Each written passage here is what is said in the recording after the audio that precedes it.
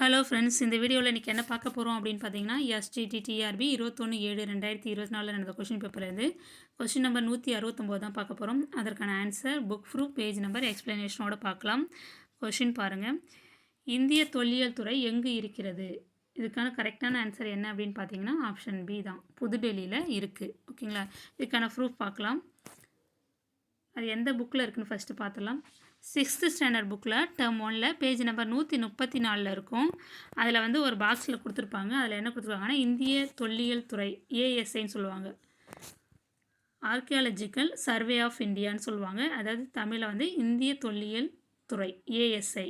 ஓகேங்களா? இது எப்போ கொண்டு வந்தாங்க அப்படின்னா 1861ஆம் ஆண்டு அலெக்சாண்டர் கன்னிங்ஹாம் என்ற நில அளவியாளர் உதவியுடன் இது வந்து நிறுவப்பட்டது அப்படின்னு சொல்லி கொடுத்துருக்காங்க. இதன் தலைமையகம் எங்கே இருக்குது அப்படின்னு டைரெக்டாக கொடுத்துருக்காங்க.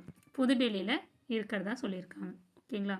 இது எந்த புக்கு அப்படின்னா 6th ஸ்டாண்டர்ட் புக்கில் டேர்ம் 1ல் பேஜ் நம்பர் 134 இருக்கும் பாருங்கள். ஓகேங்களா?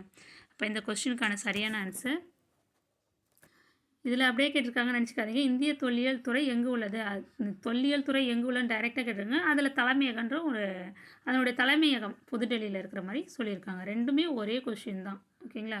இப்போ ஆப்ஷன் பி தான் கரெக்டான ஆன்சர். இந்த வீடியோ உங்களுக்கு பயனுள்ளதாக இருக்கும்னு நான் நம்புகிறேன். Thank you friends.